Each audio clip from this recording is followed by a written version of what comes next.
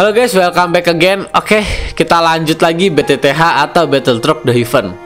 Ini pertarungan Xiao Yuan dan Nalanjandran akan berakhir ya teman-teman ya. Oke, nggak usah basa-basi lagi, langsung aja kita ke jalan ceritanya.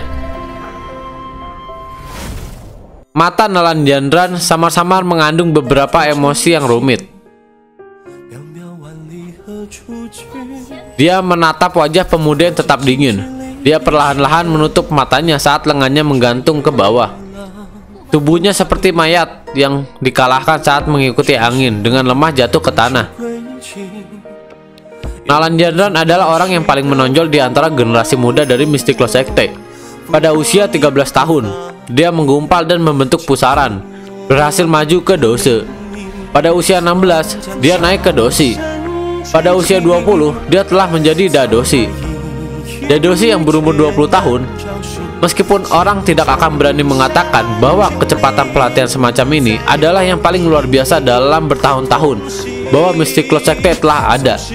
Itu lebih dari cukup baginya untuk berada di peringkat di antara 10 besar.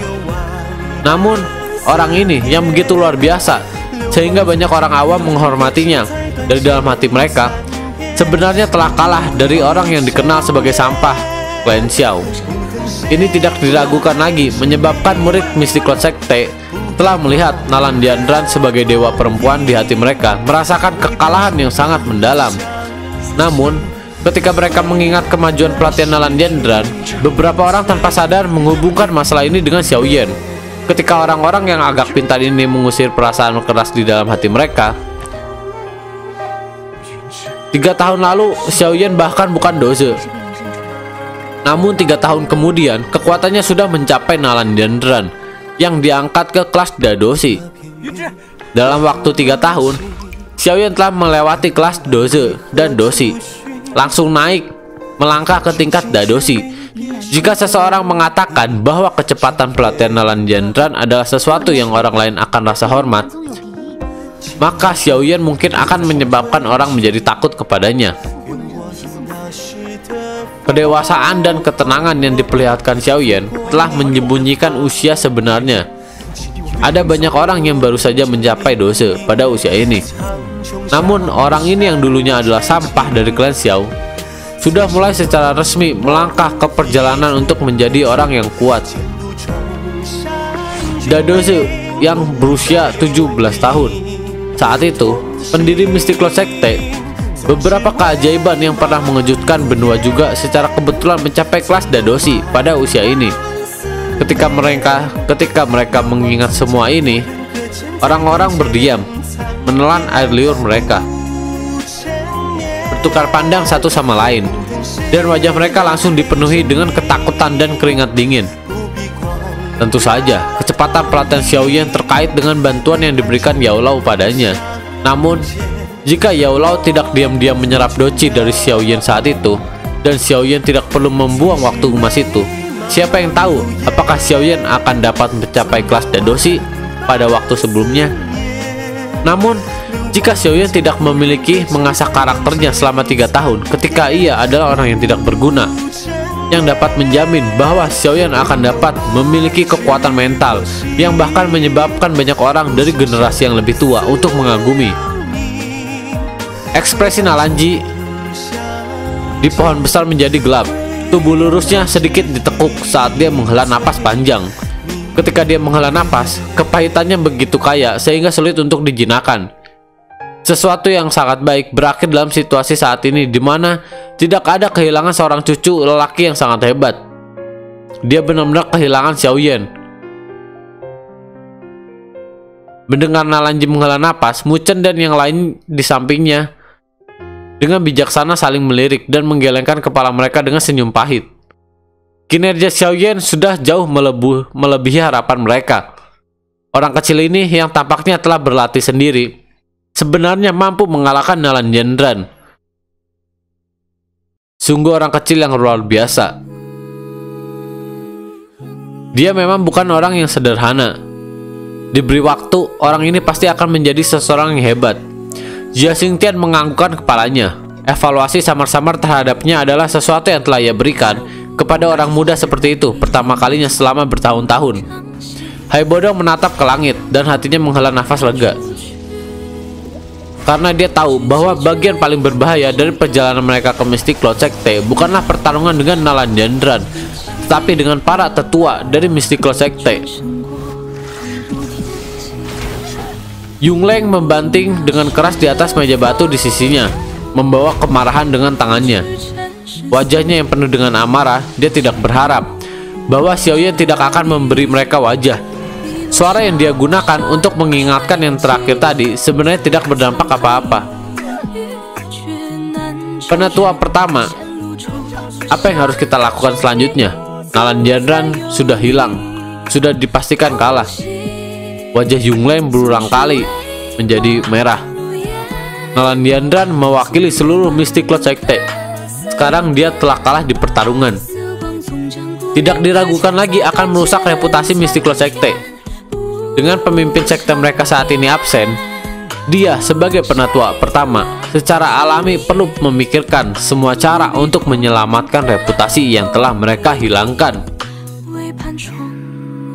Saat hatinya cemas tentang bagaimana menyelamatkan situasi, tatapan Yungleng tiba-tiba berhenti pada wajah putih Geye di bawah. Saat ini penampilan yang terakhir itu seolah-olah dia telah melihat hantu. Dia menatap Xiaoyan di udara. Sikap kagetnya menyebabkan Yungleng yang sudah resah menjadi lebih marah. Dia tidak bisa menahan diri untuk memanggil dengan lembut. Xiaoyan acuh tak acuh menyaksikan sosok yang jatuh bangun. Dia menyebut kepahitan dan kesedihan di wajah Nalandjandran sebelumnya. Dengan kelelahan sekali lagi melintas di matanya. Untuk perjanjian 3 tahun ini, dia telah meninggalkan klannya, meninggalkan gadis imut yang dia khawatirkan. Sekarang setelah perjanjian 3 tahun akhirnya berakhir, tubuhnya dan bahkan jiwanya telah pada saat ini tampaknya telah meletakkan beban berat yang telah menekannya sampai dia kesulitan bernafas. Akhirnya semuanya berakhir. Setelah meraih bayangan putih dengan tangannya, mata Xiaoyan meliriknya dan tubuhnya tiba-tiba menegang. Xiaoyan perlahan membuka lipatan kertas putih. Tulisan yang agak polos muncul di atas kertas saat tatapan menyapu ke bawah. Nalandjandran menopang dadanya dengan tangannya saat dia mengeluarkan beberapa batuk yang intens. Tangannya menopang tanah. Dengan keras kepala dia mengangkat kepalanya. Ketika dia menatap Xiaoyan yang berdiri agak jauh dan kertas putih di tangannya, ekspresi wajahnya berulang kali. Beberapa saat kemudian dia tampaknya telah membuat keputusan yang salah. Nalandjandran berdiri dengan susah payah. Suara rendahnya yang serak membawa rasa pahit yang sulit disembunyikan. Xiaoyan, kamu telah menang. Menurut kesepakatan kami saat itu, jika aku kalah dalam pertarungan, aku, Nalandjandran, akan menjadi budakmu. Namun, untuk reputasi sekte ini, tolong maafkan saya, karena tidak dapat melakukan apa yang telah disepakati. Bagaimanapun, gambar saya yang arogan dan tidak masuk akal telah tertanam dalam di hati Anda. Melihat ke belakang, Nalandjandran meminta maaf kepada Paman Xiao. Di saat-saat ini kata-kata ini jatuh, tangan Nalandjandran tiba-tiba menjulur secara vertikal, menarik pedang panjang yang tidak jauh dari sisi Mystic Cloud Sekte segera ditarik oleh kekuatan hisap. Tangan Nalandjandran dengan cepat meraih pedang panjang itu. Dia mengepalkan gigi peraknya dan melambaikan pedang panjangnya. Tindakan tiba-tiba Nalandjandran secara langsung menyebabkan wajah semua murid Mystic Cloud Sekte, termasuk para tetua, berubah secara drastis. Mereka tidak berharap bahwa Nalandjandran akan benar-benar bunuh diri hanya karena dia kalah. Namun Longsword menari dan tanpa kata-kata yang tidak perlu dia langsung memotong lehernya.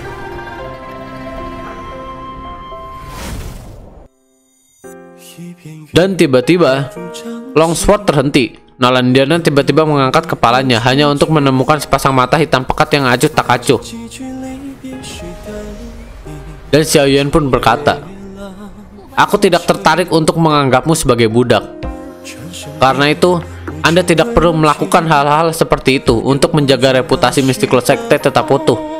Xiaoyan melirik Nalan Dianran yang menggigit bibir merahnya dan tidak bisa menahan perasaan tak berdaya. Meskipun dia telah mengalahkan Nalan Dianran, itu tidak berarti bahwa dia benar-benar bisa membiarkan Nalan Dianran menjadi budaknya. Terlepas dari bagaimana seseorang mengatakannya, Nalan Dianran adalah pemimpin junior dari Mystic Cloud Sekte. Senior Mystic Cloud Sekte itu pasti tidak akan membiarkan dia melakukan hal seperti itu yang akan merusak reputasi Mystic Cloud Sekte. Selain itu, jika Nalan Dianran benar-benar bunuh diri di tempat ini, kemungkinan Mystic Cloud Sekte akan segera menjadi marah. Hubungan di antara mereka akan benar-benar menjadi musuh. Ini bukan sesuatu yang Xiaoyan senang melihatnya. Perjanjian 3 tahun sudah berakhir. Di masa depan, kita tidak akan lagi memiliki keterikatan satu sama lain. Kerugian Anda hari ini dapat dianggap sebagai harga kecil untuk metode yang salah yang telah Anda adopsi saat itu. Xiaoyan berkata dengan acuh tak acuh. Anda juga harus tahu bahwa perjanjian kertas semacam ini tidak memiliki banyak kekuatan mengikat. Xiaoyan dengan lembut mengayunkan surat perceraian di tangannya. Dia dengan lembut menjentikkan jarinya dan apinya berwarna hijau naik dari jarinya. Di depan Nalan Dianran, kertas itu terbakar menjadi tumpukan abu hitam yang melayang tertiup angin. Hari ini, aku akan mengulangi kata-kata yang telah aku katakan kepadamu 3 tahun yang lalu. Xiaoyan membawa senyum di wajahnya. Suara lembutnya perlahan bergema di atas tanah terbuka yang tenang. Nalan Dianran, di masa depan, Anda dan klan Xiao kami tidak memiliki hubungan apapun. Selamat, kamu sudah bebas. Saat dia menatap pemuda yang tersenyum dan tampan itu, wajah Nalan Dianran memiliki ekspresi yang rumit. Dia akhirnya mendapatkan benda yang dia kejar, namun karena alasnya tidak diketahui, hatinya tampak sangat kosong. Semuanya, pertunjukan sudah berakhir. Harap kembali ke rumah Anda. Xiaoyan mengangkat kepalanya dan tersenyum pada semua orang. Segera dia berbalik dan mengambil beberapa langkah. Dia mengeluarkan pedang berat swain besar dari tanah dan dengan ceroboh mengayunkannya di punggungnya. Setelah itu, dia perlahan berjalan keluar dari alun-alun di depan banyak tatapan. Langkah Xiaoyan melangkah keluar dari tanah terbuka. Saat dia hendak turun tangga, suara samar-samar yang menyebabkan hati Xiaoyan tenggelam akhirnya terdengar. Tuan Xiaoyan, tolong tetap tunggu. Ada beberapa hal yang ingin kami verifikasi secara pribadi oleh Mystic Cloud Sekte kami. Oke guys, kita sudahi dulu. Kita lanjut ke pertarungan Xiaoyan melawan Yungleng, karena ini benar-benar epic ya guys ya. Kenapa gue bilang epic? Karena Medusa nanti akan muncul.